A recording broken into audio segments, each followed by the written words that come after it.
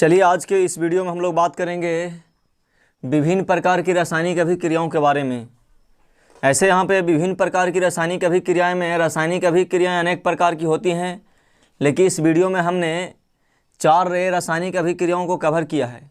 बाकी बचा हुआ रासायनिक अभिक्रियाएं के बारे में आगे चर्चा करेंगे। पिछले वीडियो में हमने सीखा था कि असंतुलित रासायनिक समीकरण को हम किस तरह से संतुलित करेंगे।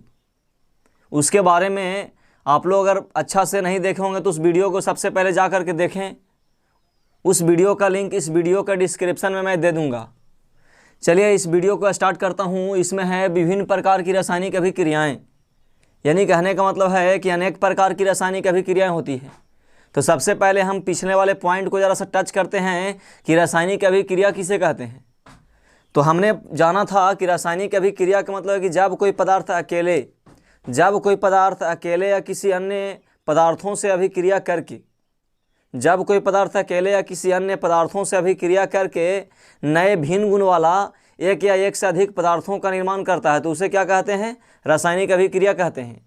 लेकिन यहाँ पे जो है से अनेक प्रकार की रासायनिक अभिक्रियाएं का यहाँ पे दिया हुआ है। तो अनेक प्रकार की रासायनिक अभिक्रियाओं में सबसे पहला जो है उसका नाम है ऊष्माक्षेपी अभिक्रिया। क्या नाम है? ऊष्माक्षेपी अभिक्रिया। तो जैसा कि आप जानते हैं ऊष्मा का मतलब होता है हीट, और क्षेपी यानी क्षेपी में अब क्षेपी हम बात करेंगे। तो अब क्षेपी का मतलब होता है कि अब क्षेप वह पदार्थ को कहते हैं जो किसी पदार्थ से बाहर निकलता है। जैसे विलयन से पृथक होकर के अगर मान ली कोई ठोस पदार्थ अगर बाहर निकल रहा है तो इसका मतलब है कि वो ठोस पदार्थ का क्या हो रहा है? अपक्षेपण हो रहा है। तो यहाँ पे क्या बोल रहा है? ऊष्माक्षेपी अभिक्रिया। इसका मतलब ये हुआ कि वैसे रासायनिक अभिक्रियाएं जिसमें ऊष्मा उत्पन्न हो, यानी ऊष्मा का अपक्षेपण हो। अपक्षेपण मतलब है कि ऊष्मा जो है से उत्पन्न हो। अपक्षेपण के मतलब ही होता है कि किसी पदार्थों का निकलना, यानी कोई भी पदार्थ में से जब दूसरा पदार्थ निकल जाता है तो उसको हम बोलते हैं अपक्षेपण। जैसे किसी विलयन से क्या होता है कि ठोस पदार्थ अपक्षेपित होकर के क्या होता है? बाहर निकलता है, तो उसको बोलते हैं अपक्षेपण। तो यहाँ पे ऊष्माक्षेपी बोल रहा है, ऊष्मा का अपक्षेपण। यानी कहने का मतलब है कि वैसी रासायनिक अभिक्रियाएं जिसमें ऊष्मा उत्पन्न हो। तो वही चले हैं वैसी रासायनिक अभिक्रियाएं जिसमें ऊष्मा उत्पन्न हो उसे ऊष्माक्षेपी अभिक्रिया कहते हैं। जैसे यहाँ पे चलेंगे, दे रहे हैं कि कार्बन के साथ ऑक्सीजन का क्या हुआ है? अभिक्रिया हुआ है। कार्बन के साथ ऑक्सीजन का अभिक्रिया हुआ। अभिक्रिया मतलब कार्बन और ऑक्सीजन आपस में क्या किया है? अभिक्रिया किया है। अभिक्रिया करने के बाद क्या बना है? तो CO2 गैस बना, यानी कार्बन डाइऑक्साइड गैस बना है और यहाँ से ऊष्मा भी निकला है। तो कहने का मतलब है कि वैसे रासायनिक अभिक्रियाएं जिसमें ऊष्मा उत्पन्न हो, रासायनिक अभिक्रिया के बाद जो मतलब प्रतिफल मिलेगा उसमें आपका ऊष्मा भी मिलेगा, तो उसको क्या बोलेंगे? ऊष्माक्षेपी अभिक्रिया। जैसे यहाँ पे देख रहे हैं कार्बन और ऑक्सीजन के बीच, यानी कार्बन और ऑक्सीजन के बीच क्या हो रहा है? अभिक्रिया हो रहा है। और ये दोनों के बीच अभिक्रिया होने के बाद हमें क्या मिल रहा है? तो CO2 गैस मिल रहा है, यानी कार्बन डाइऑक्साइड गैस मिल रहा है और यहाँ से ऊष्मा भी उत्पन्न हो रहा है। उसी तरह यहाँ भी देख रहे हैं मैग्नीशियम और नाइट्रोजन का क्या हो रहा है? अभिक्रिया हो रहा है। मैग्नीशियम और नाइट्रोजन की अभिक्रिया के बाद क्या बन रहा है? तो मैग्नीशियम नाइट्राइट और क्या बन रहा है? तो ऊष्मा यहाँ भी निकल रहा है, यहाँ से प्रकाश भी निकल रहा है। तो हम बात प्रकाश की नहीं करेंगे, बात करेंगे ऊष्मा का, यानी ऊष्मा का यहाँ पे अपक्षेपित हो रही है।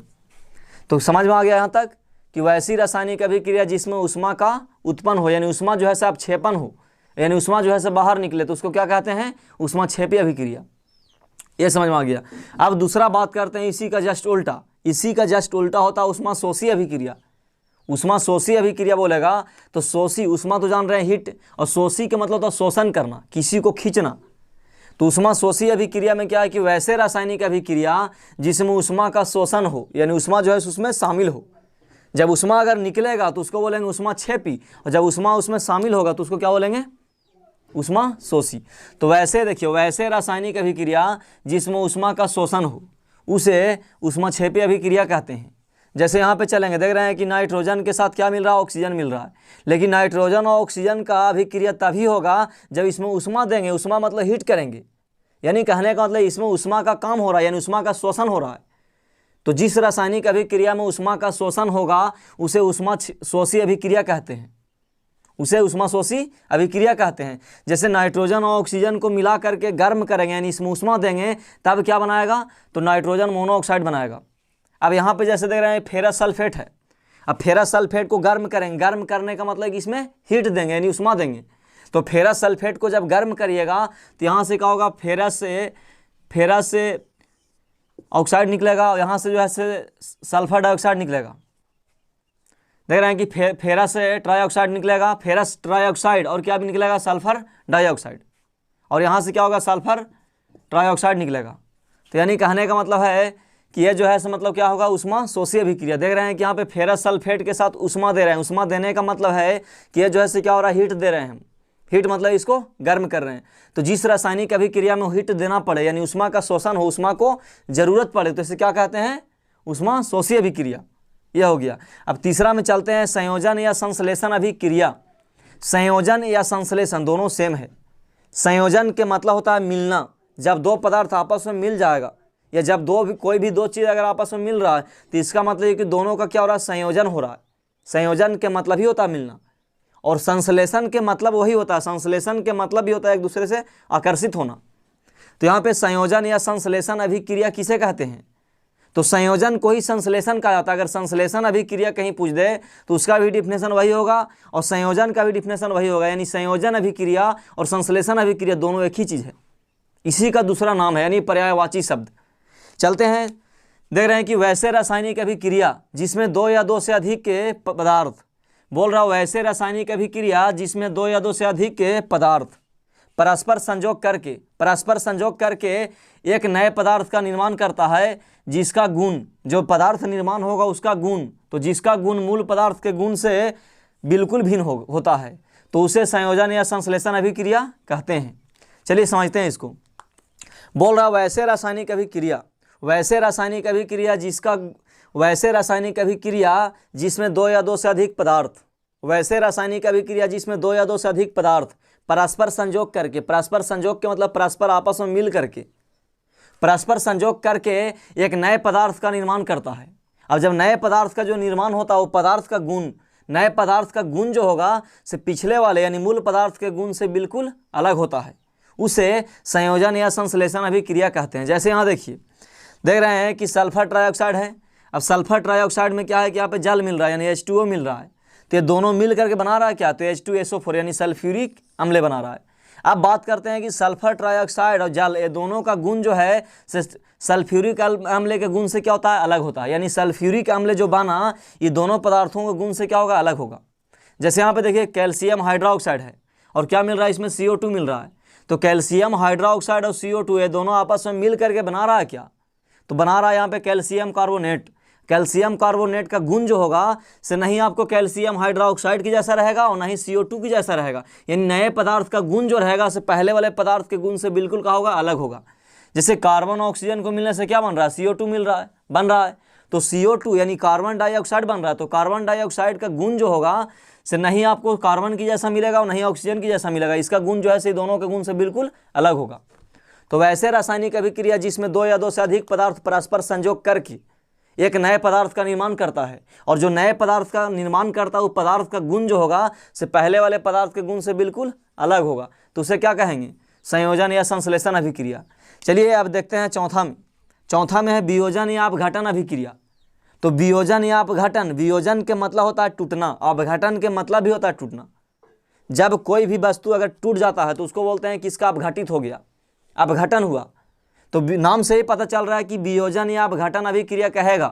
तो इसका मतलब है कि वैसे रासायनिक अभिक्रिया जिसमें किसी यौगिक के बड़े अणु के टूटने से दो या दो से अधिक सरल यौगिक बनते हैं, जिसके गुण मूल यौगिक के गुण से बिल्कुल भिन्न होते हैं, उसे वियोजन या अपघटन अभिक्रिया कहते हैं।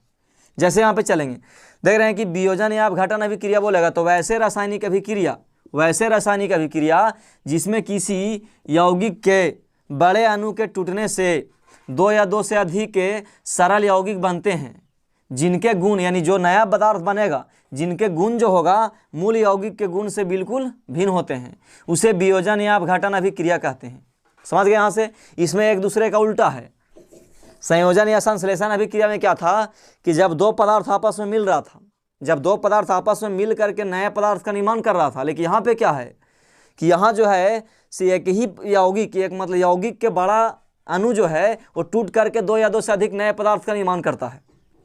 तो वही बोल रहा है वैसे रासायनिक अभिक्रिया, वैसे रासायनिक अभिक्रिया जिसमें यौगिक के बड़े, जिसमें किसी यौगिक के बड़े अणु के टूटने से दो या दो से अधिक सरल यौगिक बनते हैं। मतलब उसमें क्या था कि दो या दो से अधिक पदार्थ आपस में मिल करके एक नए पदार्थ का निर्माण करता था। लेकिन यहाँ पे क्या है कि एक ही पदार्थ है, एक ही पदार्थ टूट करके क्या होता है, दो या दो से अधिक पदार्थों का निर्माण करता है। और बाकी सब सेम है कि नए जो पदार्थ बनता है उसका गुण जो है से पहले वाले पदार्थ के गुण से क्या होता है, बिल्कुल भिन्न होता है। तो वही है वैसे रासायनिक अभिक्रिया जिसमें यौगिक के बड़े अणु किसी यौगिक के बड़ा अणु के टूटने से दो या दो से अधिक सरल यौगिक बनते हैं, यानी छोटा यौगिक बनते हैं, जिनके गुण मूल यौगिक के गुण से क्या होते हैं, बिल्कुल भिन्न होते हैं। तो उसे क्या कहते हैं, वियोजन या अपघटन अभिक्रिया। जैसे यहाँ पे देखते हैं, देख रहे हैं कि कैल्शियम कार्बोनेट है यानी चूना पत्थर। अब कैल्शियम कार्बोनेट को तोड़ेंगे, यानी ये कैल्शियम कार्बोनेट टूट रहा है तो क्या बन रहा है, कैल्शियम ऑक्साइड बन रहा है। कैल्शियम ऑक्साइड बन रहा है और क्या बन रहा है, तो CO2 गैस जो है से निकल रहा है, ये निकलने का चिन्ह है। तो कहने का मतलब कैल्शियम कार्बोनेट का एक बड़ा अणु है। अब कैल्शियम कार्बोनेट के बड़ा अणु जब टूट रहा है तो कैल्शियम ऑक्साइड जो बन रहा है अलग, और एक बन रहा है CO2 गैस यहाँ से निकल रहा है। तो वही बताया ना, मैं बताया कि वैसे रासायनिक अभिक्रिया जिसमें किसी यौगिक के तो यौगिक कौन है, कैल्शियम कार्बोनेट है। तो किसी यौगिक के बड़े अणु यानी कैल्शियम कार्बोनेट के एक बड़ा अणु के टूटने से देख रहे हैं कि यहाँ पे दो पदार्थ बना रहा है, दो से अधिक भी बना सकता है। जैसे यहाँ पे देख रहे हैं कि पोटेशियम क्लोरेट है। अब पोटेशियम क्लोरेट जो है ऐसे क्या है, पोटेशियम क्लोरेट टूट के क्या बना रहा है, सॉरी पोटेशियम क्लोरेट नहीं, यहाँ पे देखते हैं इसका, यहाँ पे देख रहे हैं कि फेरस सल्फेट है। और फेरस सल्फेट जो है, फेरस सल्फेट और जल यहाँ पे जो है सो दोनों क्या बना रहा है, टूट करके, तो ये टूट करके बना रहा है, फेरस सल्फेट अलग बना रहा है और जल अलग बना रहा है। तो इसका मतलब है कि किसी बड़े यौगिक के टूटने से, किसी भी बड़े यौगिक के टूटने से जब नए पदार्थ का निर्माण होगा तो उसको क्या बोलेंगे, वियोजन या अपघटन अभिक्रिया।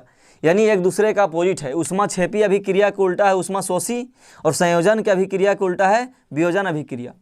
तो चलिए मैं इस वीडियो को फिर से समराइज करता हूँ। तो ऊष्माक्षेपी अभिक्रिया बोलेगा तो इसका मतलब है कि वैसे रासायनिक अभिक्रिया जिसमें ऊष्मा उत्पन्न होगा तो उसको क्या बोलेंगे, ऊष्माक्षेपी अभिक्रिया। दूसरा में ऊष्माशोषी अभिक्रिया बोलेगा तो ऐसे रासायनिक अभिक्रिया जिसमें ऊष्मा का शोषण होगा तो उसको क्या बोलेंगे, ऊष्माशोषी अभिक्रिया। तीसरा में है संयोजन या संश्लेषण। तो जब दो या दो से अधिक पदार्थ आपस में मिल करके, आपस में संयोग करके नए पदार्थ का निर्माण करेगा जिसका गुण पहले वाले पदार्थ के गुण से बिल्कुल अलग रहेगा तो उसको क्या बोलेंगे, संयोजन या संश्लेषण अभिक्रिया। उसके बाद जो है से वियोजन या अपघटन अभिक्रिया है। वियोजन या अपघटन अभिक्रिया में क्या है, किसी पदार्थ के बड़े या अणु को, यानी किसी पदार्थ के यौगिक के बड़े अणु के टूटने से, मतलब वैसे रासायनिक अभिक्रिया जिसमें किसी यौगिक के बड़े अणु के टूटने से दो या दो से अधिक सरल यौगिक बनते हैं तो उसे क्या कहते हैं, वियोजन या अपघटन अभिक्रिया, जैसे मैं हमने यहाँ पे बताया। चलिए उम्मीद करता हूँ कि ये वीडियो आप लोगों को पसंद आया होगा, समझ में आया होगा। अगर ये वीडियो आप लोगों को पसंद आया होगा तो कृपया चैनल को सब्सक्राइब करें, और इसी तरह के वीडियो देखना चाहते हैं तो नोटिफिकेशन को ऑन रखें। धन्यवाद।